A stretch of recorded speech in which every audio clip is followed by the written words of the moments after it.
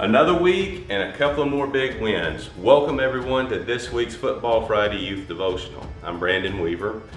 Southside had a happy homecoming this last week as they had to come from behind after getting down early to Lone Oak, but in overtime they managed to knock off the 10th ranked Jackrabbits 38-37 in a game that really had one of the craziest and most bizarre endings that I've seen in a long time.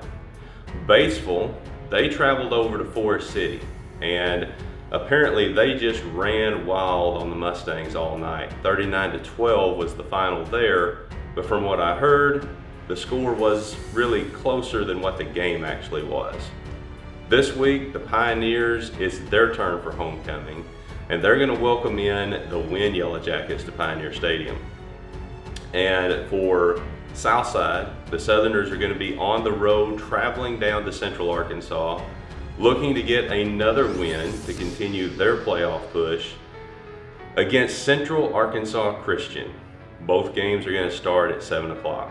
So guys, good luck tonight, and for everyone that's going to be out on the road, safe travels. Whether you call it trash talk or smack talk or in today's language trolling, as long as there have been competitions, there have always been someone jawing at someone else. I wasn't one of those guys that talked before, during, or even after the game. That's probably not going to be breaking any news to any of you. I was just always the guy that let my play do my talking for me. Usually that meant a lot of frustration for the defensive linemen that had to try to get around me. We played a lot of teams that like to talk. A lot of teams like Greene County Tech and Ridgecrest, Searcy, BB, they all like to talk, but most of them, they didn't really have a real reason to say anything to us. At best, all they could do was just try to get under our skin, and that's really what smack talk was all about. There was one game when we had one of our guys that he started to talk a little bit to one of the guys from Greene County Tech because he just got into it a little bit with him. And so I was afraid Murphy was going to get a flag or possibly get kicked out of the game. And so I just reached out with my left hand, and I am right-handed, but I reached out with my left hand and I grabbed him by the back of his collar and I just started to drag him back to the huddle, like you would if you were going to commit a horse collar tackle. I always figured that the best smack talk that I could do was just point at the scoreboard when the game was over with. In the end, the result of the game was all that mattered to me, not how much I had to say about my opponent's mama. Did you know that there is a place in the Bible where smack talk occurred?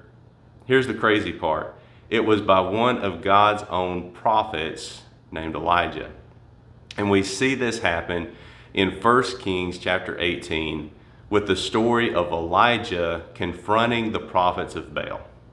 So here is what you need to know leading up to today's focus point in Scripture.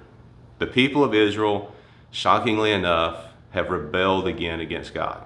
And because of this, there is an ungodly king and queen that have erected altars all over the land for there to be false worship of false gods and idols all throughout the land. And so rather than only worshiping God, many of the Israelites have started worshiping this false god named Baal. This false god was being pushed by Queen Jezebel because it was part of her heritage, but because of this false worship of Baal and all these other gods, God has caused a great drought and famine in the land. And this has gone on for really over 3 years. And God has told Elijah that it's time to confront Israel's sin and for him to meet with King Ahab and the people of Israel, this time to show them who the true God of Israel and really the world actually is. 1 Kings 18, 23 through 29 says, "Let 2 bulls be given to us. They are to choose 1 bull for themselves, cut it in pieces, and place it on the wood, but not light the fire. I will prepare the other bull and place it on the wood, but not light the fire. Then you call on the name of your God, and I will call on the name of the Lord, the God who answers with fire. He is God." All the people answered, "That's fine." Then Elijah said to the prophets of Baal, "Since you are so numerous, choose for yourselves one bull and prepare it first. Then call on the name of your God, but don't light the fire." So they took the bull that he gave them, prepared it, and called on the name of Baal from morning until noon, saying, "Baal, answer us." But there was no sound. No one answered. Then they danced around the altar they made. At noon, Elijah mocked them. He said, "Shout loudly, for he's a god. Maybe he's thinking it over. Maybe he was wandered away, or maybe he's on the road. Perhaps he's sleeping and will wake up." They shouted loudly and cut themselves with knives and spears according to their custom until blood gushed over them. All afternoon they kept on raving until the offering of the evening sacrifice. But there was no sound. No one answered. No one paid attention. So here we see another crazy, raucous scene where the prophets of Baal are trying to prove to everyone that Baal's real and that he is just some great, big, powerful God. However, he's not answering them. This goes on all morning and nothing's happening. And so Elijah at noon begins to taunt the prophet, saying, well, maybe Baal maybe he's doing this, or maybe he's doing that.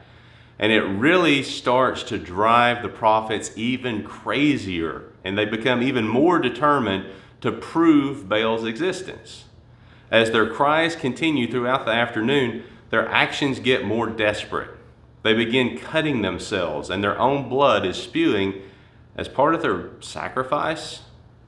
All the while, Elijah, knowing Baal was not real and would not answer, continued to mock the prophets. And in the end, there was no answer from Baal. Then Elijah said to all the people, "Come near to me." So all the people approached him. Then he repaired the Lord's altar that had been torn down. Elijah took 12 stones, according to the number of the tribes of the sons of Jacob, to whom the word of the Lord had come, saying, "Israel will be your name." And he built an altar with the stones in the name of the Lord. Then he made a trench around the altar, large enough to hold about 4 gallons. Next, he arranged the wood, cut up the bull, and placed it on the wood. He said, "Fill 4 water pots with water and pour it on the offering to be burned and on the wood." Then he said a second time, and they did it a second time.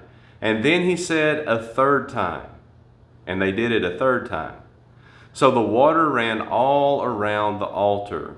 He even filled the trench with water.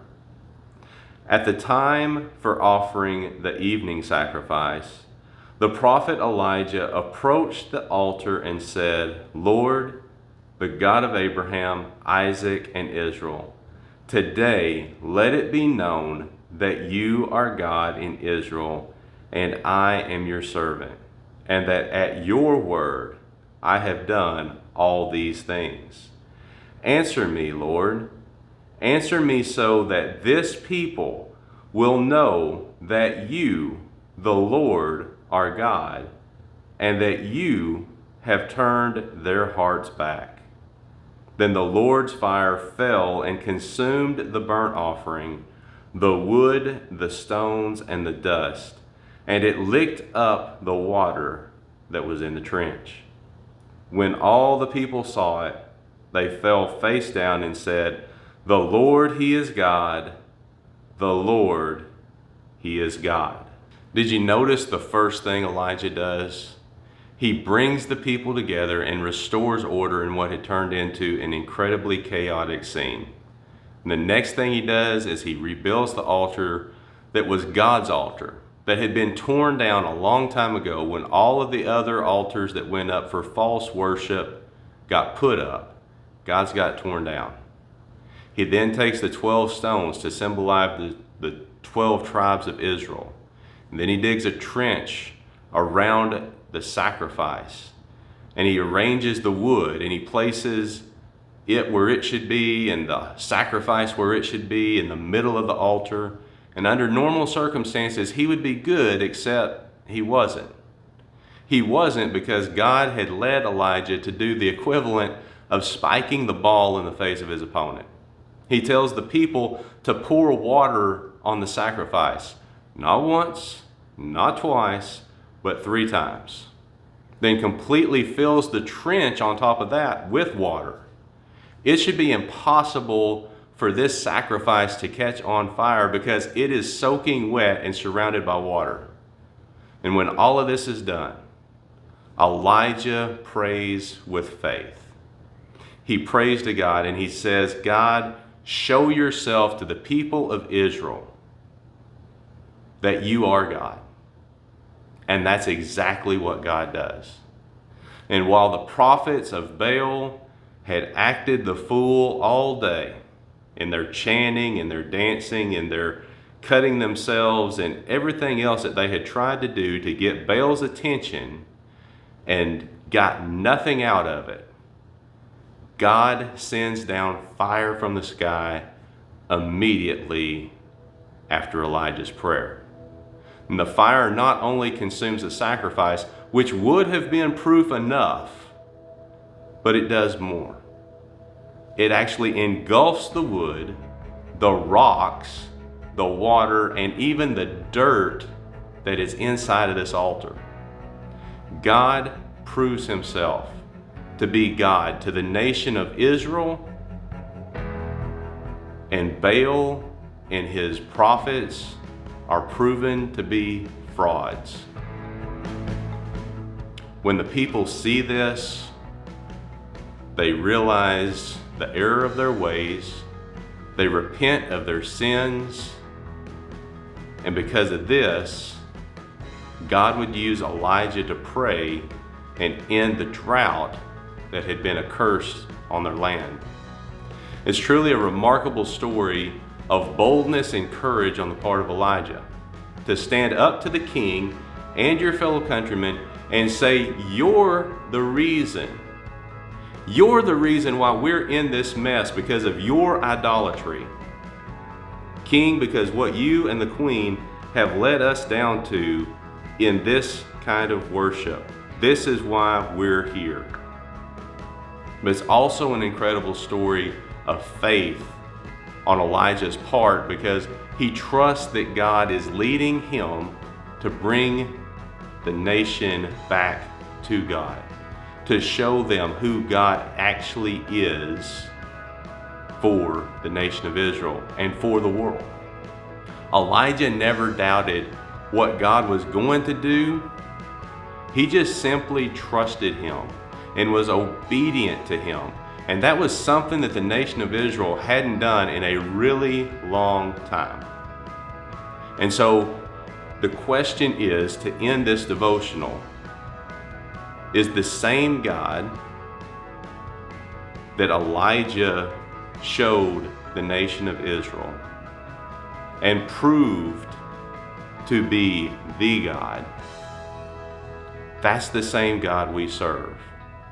The question is, do we live with that same kind of boldness?